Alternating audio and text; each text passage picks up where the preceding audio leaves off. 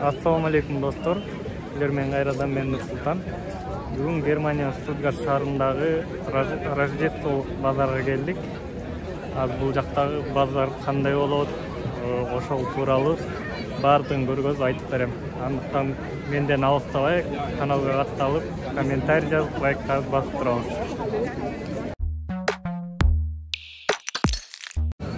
Бул базардын ачылыш тарыхы болсо, илгери Рождествого чейин элдер Рождествого даярданыш үчүн ушундай кичинекей ярмаркаларды уюштуруш экен. Ал жактан ар түрдүү керектелчү буюмдарды сатып алыш үчүн ачылган экен.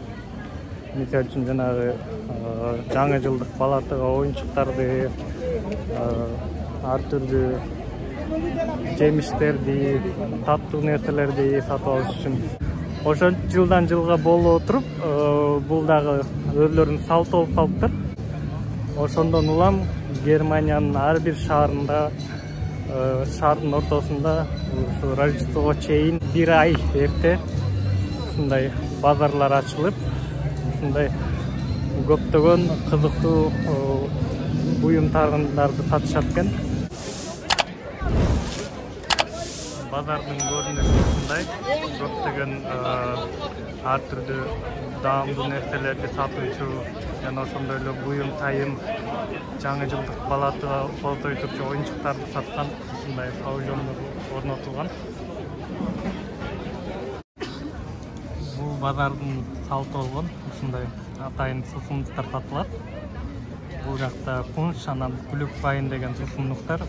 Пунш деген бул кадимки эле кичинекей балдардын ысытылган согу десем жаңылышпайм. Ал эми глюквайн деген бул кадимкидей эле вино, бирок кайнатылган вино да. Бул атайын сортто ушундай винолорду кайнатышып, ушу базарда сатышат. Бул уже Германияда салт болуп калган да. Даамы кадимки эле винодой, бирок таттуураак, анан ысыктар. Бул сусундуктарды атайын мындай идиштерге коюп берет.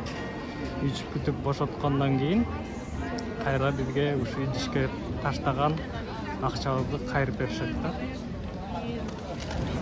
Винодон сырткары көптөгөн мындай таттуу токочтор, тираниктер сатылат. Андан сырткары базарларда мындай кичинекей балдардын көңүл ачуу үчүн ар түрдүү каруселдер, оюндуктар уюштурулат. Бул жакта болсо кичинекей шаарча куруп коюштур.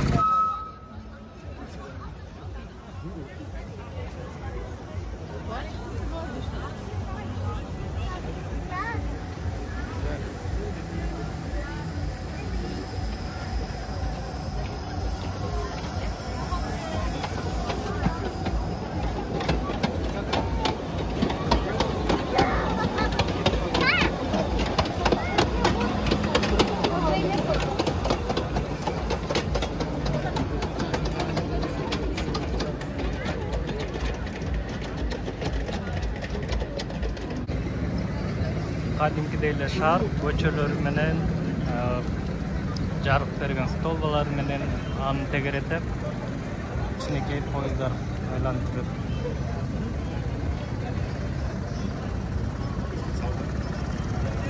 Поездар кадимкидей эле үйлөрдүн цветтери бирип турат, кадимки эле боролору бар. Жакта болсо кичинекей балдарды салып алып айланып жүрөт.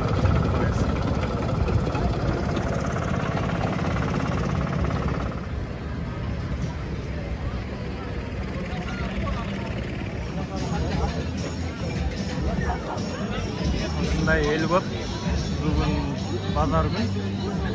Негизи базар күнү киши көп, анча жок болот экен. Ал эми алтынчы күнү болсо базарга жер таппай каласың, кишинин көптүгүнөн. Көчөдө киши толтура, базарга орун жок.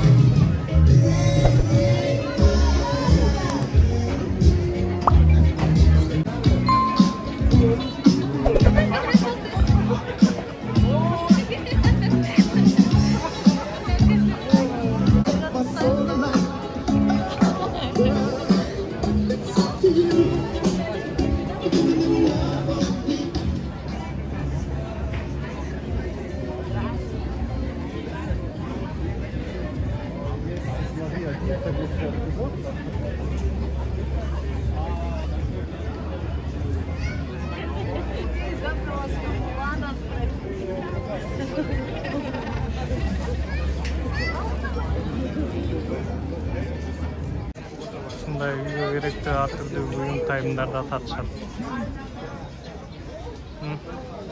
Прикинь, мага канча 21 евро экен. Жогуртка койгуч 16 евро.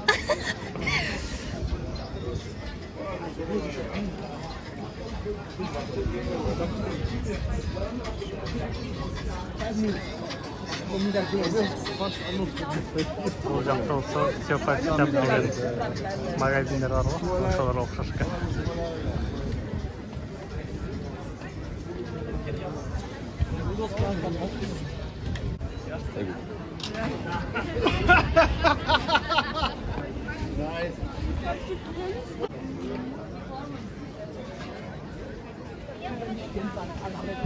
Бул жакта болсо жаңы жылдык палаты.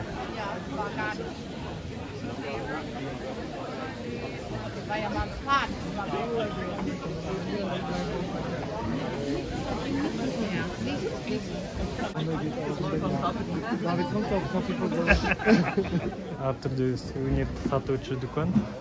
Жыгачтан жасалган буюмдар экен.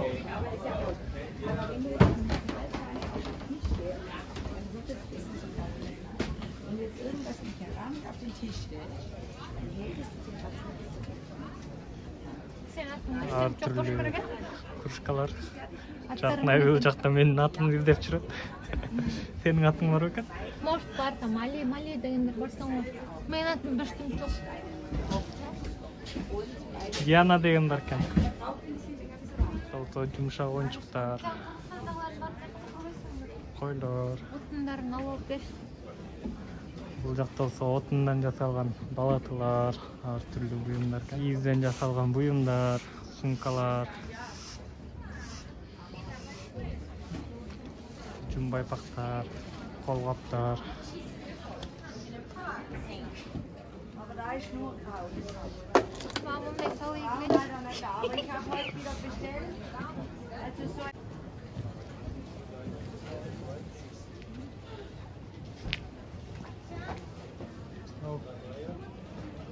Бул жакта болсо таттуулар экен.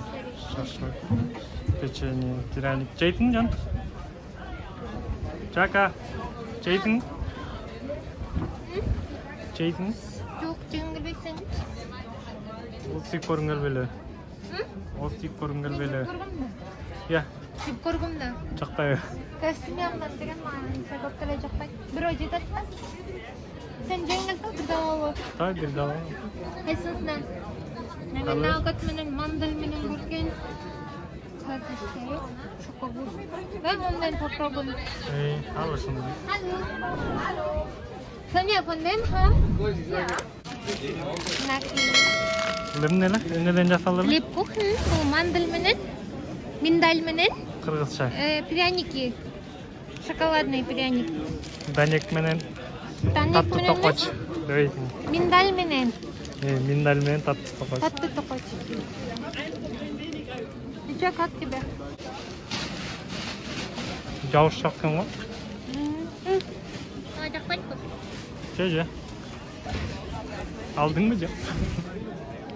Бұл жақта ар түрді чайлар, чөптөр, içimlikteri, giyim tayinler kan. Бұл жақ болса колбасалар кен. Ар түрді. Бұл жақта жумбайпак, қолғап, шарф.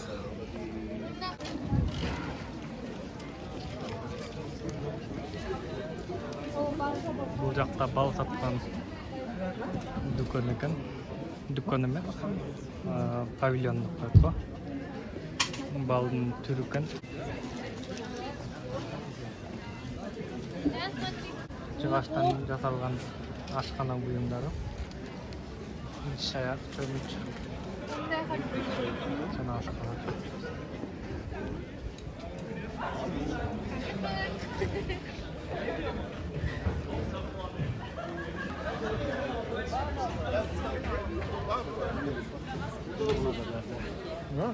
Sana bir bok vurayım. Sana bir bok vurayım. Nächstes morgens das machen, dann mittags das machen, dann